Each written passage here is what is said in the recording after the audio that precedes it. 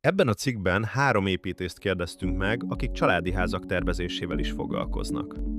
Bemutatjuk önöknek Ing Árch Klein Danielt, CSC Pozsonyból, Ing Árch Pölhös Árpádot, az Ádi Projekt Léváról, és Ing Árch Román Reznicseket, a Reznicsek a Spol.SRO cégtől, Selmecbányáról.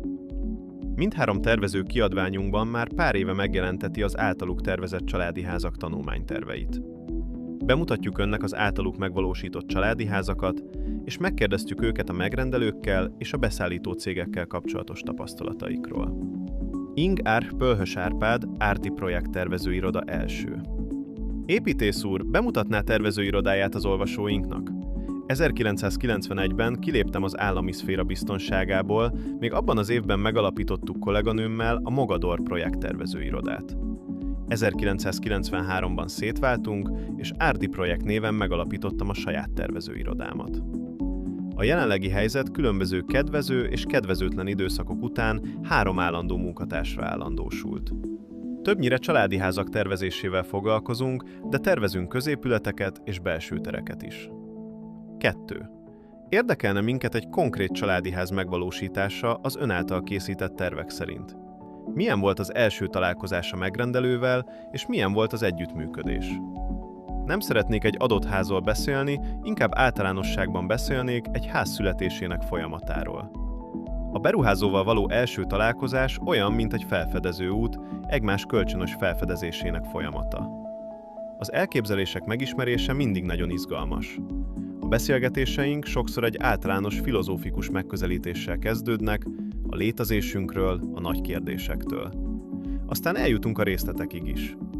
Ilyenkor az is fontos, hogy mindannyian megnyíljunk, és hogy ne féljünk rákérdezni személyes vagy intim dolgokra, és hogy egyikünk se szégyenkezzen ezekre válaszolni. Minél több választ kapok, annál jobban tudok dolgozni a javaslaton. A dolgok ilyen megközelítésével mindenkivel jól lehet együttműködni. Bár a megrendelő elképzelései sokszor vázlatosak, részlegesek, látott valamit, hallott valamit, és jó lenne, ha az ő házában is ilyen lenne. Az építész feladata a beruházóéval együtt a dolgok fontossági rendjének kialakítása. 3. Azt mondják, hogy a megrendelő kérése szent. Hogyan érvényesül ez a szemlélet önnél? Mennyire tartja tiszteletben a terv változtatásaival és kiegészítéseivel kapcsolatos kívánságokat?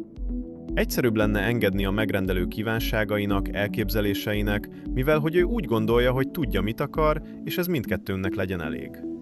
Viszont a másik véglet sem jó, az, ha teljesen szabad kezet kapnék, mert az sem vezethetne a kívánt eredményhez.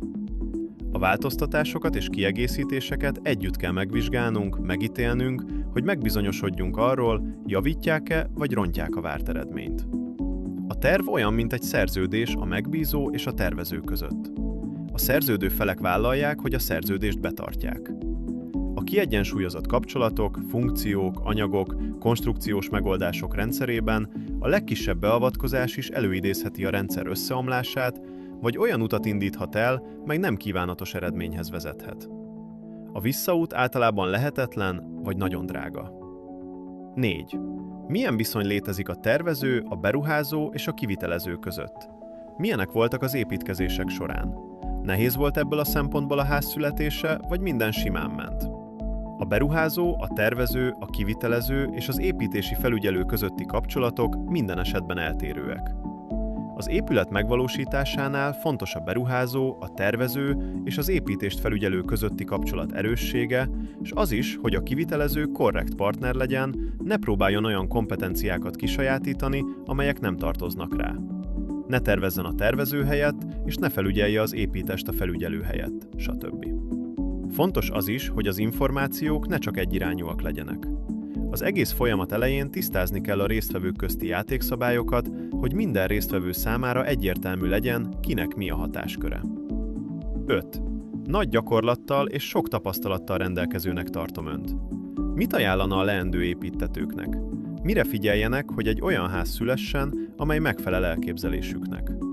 Tágabb összefüggések szemszögéből nézve kisebb-nagyobb nehézségek árán születik egy jó ház. Az egész folyamat, a koncepció, terv és megvalósítás rendszer szintű hiányosságai továbbra is fennállnak. A tervezőknél is, főleg a hozzáállásukban. A családi ház egy nem egyszerű épület, és nem is lehet csak úgy félváról venni a megtervezését.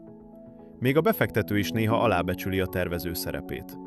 A lényeg az, hogy az építtetőnek és a tervezőnek úgy kéne hozzáállnia a dologhoz, hogy a végén mindkét fél úgy érezze, hogy megtettek mindent annak érdekében, hogy együttműködésük, munkájuk eredménye egy jó és szép ház legyen. 6.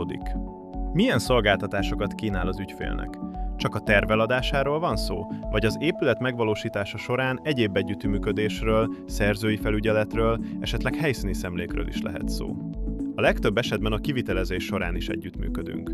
Az épület megvalósításának nyomon követése más és más lehet. Az építkezések folyamán az összes érintett fél részvétele a leghatékonyabb, de én napközben is meglepetésszerűen megjelenek, szabadidőmben is ellátogatok az építkezésre. Ilyenkor van lehetőségem szembesíteni az eredeti elképzeléseket a valósággal, átgondolva a saját tervezői munkám irányát, előnyeit és hátrányait, és remélve azt is, hogy a következő ház minden bizonnyal jobb lesz.